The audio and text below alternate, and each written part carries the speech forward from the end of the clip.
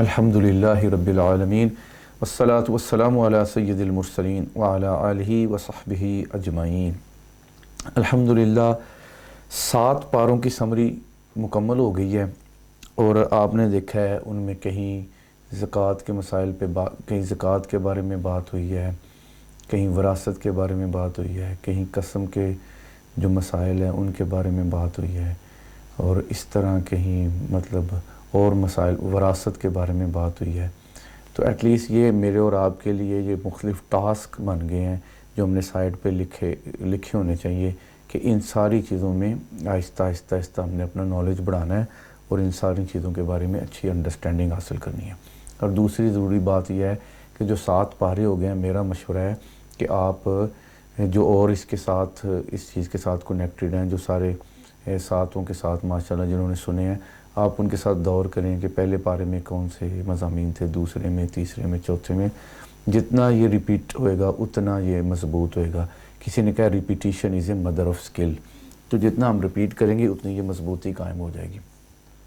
8واں پارہ شروع کرتے ہیں۔ آغاز میں پھر اسی طرح جو کفار نبی پاک صلی اللہ علیہ وسلم سے طرح کے مطالبے کرتے ہیں کہ ہم اس وقت ایمان لائیں گے جب فرشتے اتر کے آ جائیں، اور اس کا ذکر پچھلے پاروں میں بار بار آیا ہے۔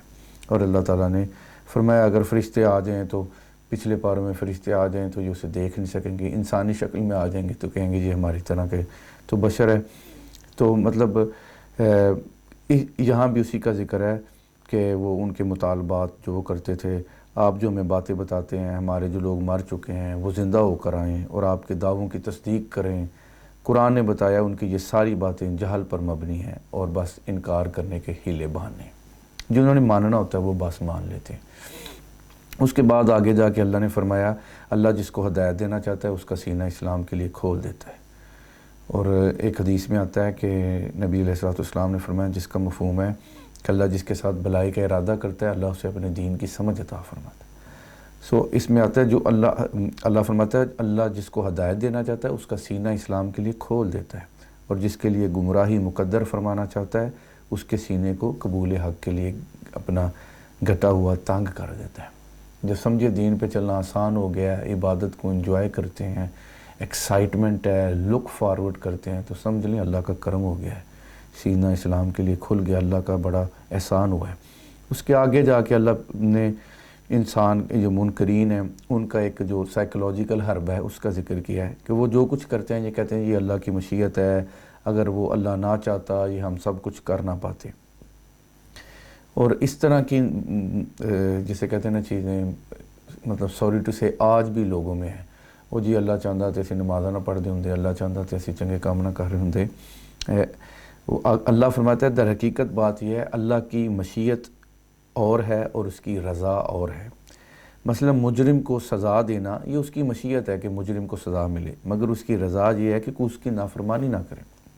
اس نے آپ کو اختیار دیا ہے، آپ کا دل ہے آپ اٹھ کے پانی پی سکتے ہیں، آپ کا دل ہے آپ کھانا کھا سکتے ہیں۔ جب آپ اپنی مرضی سے کھانا کھا سکتے ہیں، پانی پی سکتے ہیں، تو آپ اٹھ کے نماز بھی پڑھ سکتے ہیں۔ یہ ایسے ہی بس بہانے ہیں، اور یہ پہلے لوگ بھی اس طرح کے کام کرتے تھے، تو اس سے سیکھنے کی ضرورت ہے۔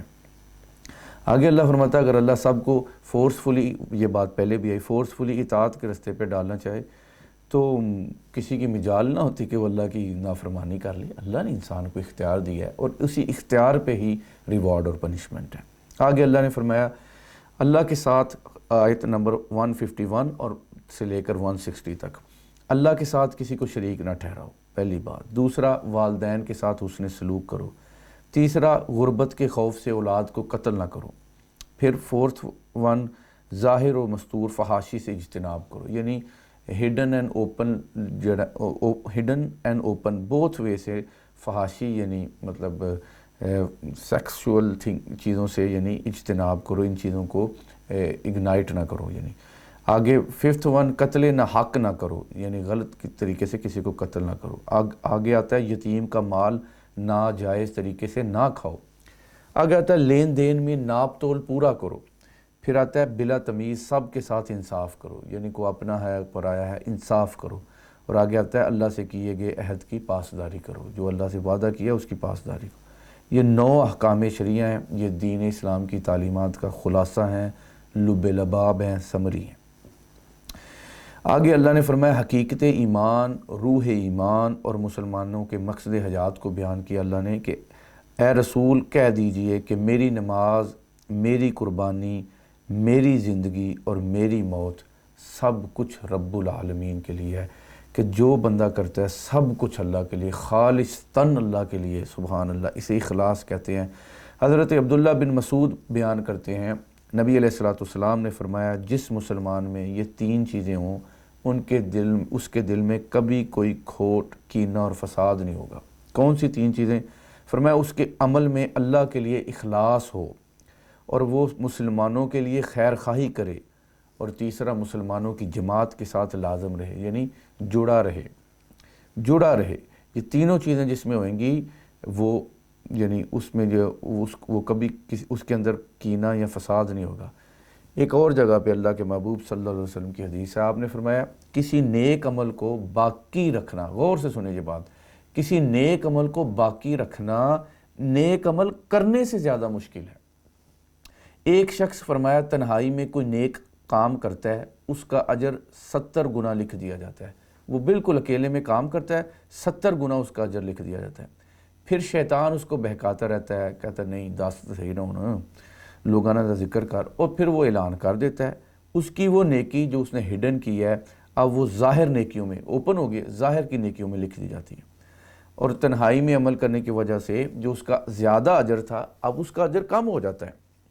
پھر شیطان اس کو مسلسل ورگلاتا ہے کہ وہ چاہتا ہے کہ اس کا نیکی کا ذکر کیا جائے، اس نیکی پر اس کی تعریف کی جائے، پھر اس کے عمل کو ظاہری نیکیوں سے بھی کاٹ لیا جاتا ہے، کیونکہ اب وہ کہتا ہے اس کا مطلب مول پوے لوگ کی میری تعریف کرن، اب اس کا جو عمل ہے وہ ظاہری نیکیوں سے بھی کاٹ دیا جاتا ہے، اور یہ لکھ دیا جاتا ہے کہ اس نے یہ عمل ریاکاری کے طور پہ کیا ہے۔ یعنی بڑا یہ کام ہے اخلاص رکھنا، اور اسپیشلی میں اور آپ جس دور میں رہ رہے ہیں اس دور میں خاص طور پر اخلاص کے ساتھ خالصتاً مقصد ہوئے اللہ خوش ہو جائے۔ میں کئی دفعہ مثالیں دیتا ہوں کہ کاش ہمیں یہ بات، مجھے بھی، آپ کو، سب کو ہمیں یہ بات سمجھ آ جائے کہ بچے خوش ہوئیں تو کتنا مزہ ہے، ماں باپ خوش ہوئیں تو کتنا مزہ ہے، رب خوش ہو جائے تو کیا بات ہے، کیا لذت ہوگی جب مالک خوش ہوئے گا۔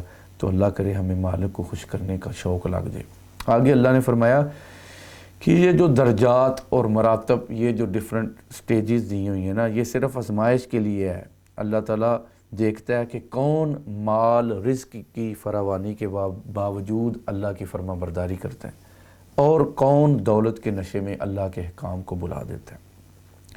یعنی دولت آ جائے تو پنجابی جنہوں اسی کہنے نا تونا چ سریا نہ آ جائے، مطلب اللہ کی نافرمانی نہ آ جائے، بندے کو بندہ ہی سمجھیں، عاجزی اختیار کریں، نیوی پا کے ٹردیاں رہنا چنگا لگدا ہے، اچے بول نہ بول سنگی، رب دے بندے کہہ گئے نے، نیوی پا کے ٹردیاں رہنا چنگا لگدا ہے۔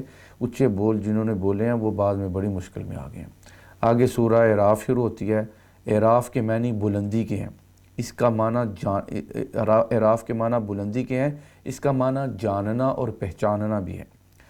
اصحاب اعراف کے بارے میں قول یہ ہے کہ ان کی نیکیاں اور گناہ برابر ہوں گے، اور ان کا مقام جنت اور دوزخ کے درمیان ہوگا۔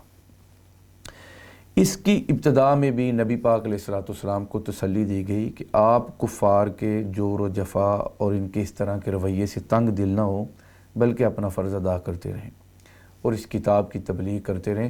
یعنی سبحان اللہ، قرآن پاک میں بار بار اللہ نے اپنے محبوب صلی اللہ علیہ وسلم کا یہ محبت کا اظہار فرمایا۔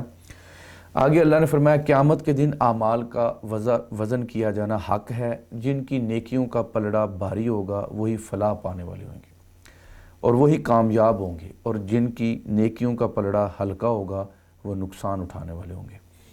اس کے بعد اللہ تعالیٰ نے حضرت آدم علیہ السلام اور ابلیس کے واقعے کا بیان کیا۔ جب ابلیس شیطان نے سجدہ نہ کیا، اس نے وجہ بیان کی کہ میں آگ سے بنا ہوں، میں افضل ہوں، وہ مٹی سے بنے ہیں، اس لیے میں نے سجدہ نہیں کیا۔ اس کی بڑی وجہ علماء نے، مفسرین نے کتابوں میں لکھی ہیں کہ کئی وجوہ سے مٹی ہی آگ سے افضل ہے، اور حضرت سیدنا آدم علیہ السلام کی افضلیت کی بھی بڑی وجہ لکھی ہیں۔ اس میں بڑی چیزیں سیکھنے والی ہیں۔ ایک بس بات کر کے آگے گزرتا ہوں کہ شیطان یہ کام کرتا ہے کہ وہ غلطی کر کے اپنی غلطی کو مانتا نہیں مگر دلیلیں دیتا ہے، اور انسان جو ہے نا، اچھا بندہ جو نیک آدمی ہے، وہ اس نے نیکی بھی نہیں نہ کی ہوتی تو پھر بھی وہ یعنی گناہ نہیں بھی کیا ہوتا پھر بھی وہ ڈرتا ہے اللہ تعالیٰ سے معافیاں مانگتا ہے۔ اور نبیوں کی دعائیں دیکھیں، ربنا ظلمنا انفسنا، سبحان اللہ۔ تو اپنی غلطی کو تسلیم کر لینا یہ بڑا اللہ کو پسند ہے، معافی مانگ لینا، فوری رجوع کر لینا، اکڑ نہ جانا، اس پہ دلیلیں نہ دینا۔ آگے اللہ تعالیٰ نے فرمایا، اللہ تعالیٰ کی قدرت کی نشانیاں بیان کی اللہ تعالیٰ نے، اور اس کے بعد فرمایا کہ اپنے رب کو گر گڑا کر چپ کے اس کے عذاب سے ڈرتے ہوئے، اس کی رحمت کا یقین رکھتے ہوئے پکارو، اس کی رحمت کا یقین رکھتے ہوئے۔ سبحان اللہ، اللہ کی جو رحمت ہے وہ اس کے غضب پر بھاری ہے، وہ بڑا معاف کرنے والا ہے، یقین رکھتے ہوئے کہ وہ معاف کر دے گا۔ کئی بندے مانگ کے بھی انہیں یقین نہیں ہوتا، نہیں، یقین رکھتے ہوئے کہ وہ اس کی رحمت کا یقین رکھتے ہوئے پکارو، اور زمین پر اصلاح کے بعد فساد نہ پھیلاؤ۔ اللہ اکبر۔ آگے اللہ تعالیٰ نے مختلف قوموں کا ذکر کیا، حضرت نوح علیہ السلام، حضرت ہود علیہ السلام، حضرت صالح علیہ السلام، حضرت لوط علیہ السلام اور حضرت شعیب علیہ السلام، ان کی قوموں کا ذکر کیا۔ سب سے پہلے حضرت نوح علیہ السلام، ان کی قوم کے حالات بیان کیے کہ ان کی قوموں کے سرداروں نے کہا معاذ اللہ، یعنی معاذ اللہ آپ گمراہی میں ہیں۔ حضرت نوح علیہ السلام نے فرمایا میں تو اللہ کا رسول ہوں اور میں تو تمہاری خیر خواہی کا اور تم پر دعوت حق پہنچاتا ہوں، مگر انہوں نے انکار کیا۔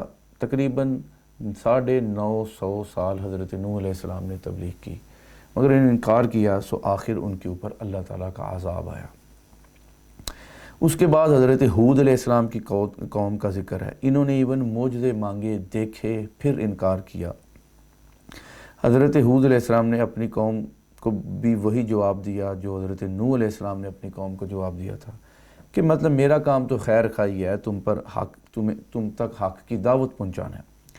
حضرت ہود علیہ السلام نے قوم عاد کو انعامات الہیہ کا شکر ادا کرنے کی تلقین کی کہ اللہ نے جو انعام کیا اس کا شکر کرو، مگر انہوں نے انکار کیا، ان پر بھی اللہ کا عذاب آیا، غضب نازل ہوا۔ اللہ اکبر۔ اس کے بعد حضرت صالح علیہ السلام اور ان کی قوم کا ذکر ہے، قوم سمود کے مطالبے پر اللہ تعالیٰ نے حضرت صالح علیہ السلام کے معجزے کے طور پر چٹان سے ایک پریگننٹ کیمل اونٹنی کو پیدا کیا اور انہیں حکم دیا کہ اسے چرنے کے لیے آزاد چھوڑ دیا جائے۔ قوم سمود کے جو لوگ تھے بڑے طاقتور تھے، یہ نرم زمین میں محلات بنا لیتے تھے، پہاڑوں کو تراش کر ان میں گھر بناتے تھے، ان کو اپنی طاقت پر بڑا ناز تھا۔ پھر انہوں نے بھی اللہ کے حکم کی نافرمانی کی اور اونٹنی کی کونچیں کاٹ دیں، اور اللہ نے ان کی سرکشی یعنی ان کی نافرمانی کی سزا اس طرح دی کہ ان پر رات کو زلزلے کا عذاب آیا اور وہ صبح کو اپنے گھروں میں اوندے منہ پڑے رہ گئے، یعنی ان کے اوپر بھی عذاب آ گیا۔ حضرت لوط علیہ السلام، ان کی قوم کا ذکر ہے، یعنی وہ بے حیائی میں مطلب بہت آگے نکل چکے تھے، ہومو سیکچولیٹی تھی۔ جب اللہ کے نبی عذاب کا ڈر سناتے وہ اسے مذاق سمجھتے، اور اللہ تعالیٰ نے بالآخر ان پر بھی عذاب اتار دیا، آسمان سے پتھر برسائے گئے، اس طرح کہ ان کا نام و نشان مٹا دیا گیا۔ یہاں تک کہ حضرت لوط علیہ السلام کی جو بیوی تھی وہ بھی یعنی قوم لوط کی ہم خیال تھی، وہ بھی عذاب سے نہ بچ سکی۔ حضرت لوط علیہ السلام اور ان کے ساتھ جو چند نیک لوگ تھے وہ محفوظ رہے۔ اس کے بعد اللہ تعالیٰ نے حضرت شعیب علیہ السلام اور ان کی قوم کا ذکر کیا۔ قرآن نے بیان کیا کہ ان کی ناپاک خصلتیں یہ تھی، یعنی ان کی غلط قسم کی عادتیں یہ تھی کہ وہ ناپ تول میں ڈنڈی مارتے تھے اور دوسروں کو چیزیں کم تول کر دیتے تھے، اور راستے میں بیٹھ کر ایمان والوں کو ڈراتے اور انہیں اچھے راستے سے روکتے تھے۔ انہیں بھی کہا گیا کہ تم یہ اللہ کی زمین پر فساد نہ برپا کرو، اور اور اپنے سے پہلی جو قومیں تھیں ان کی نافرمانی کا انجام دیکھو، مگر وہ بھی نہ باز آئیں۔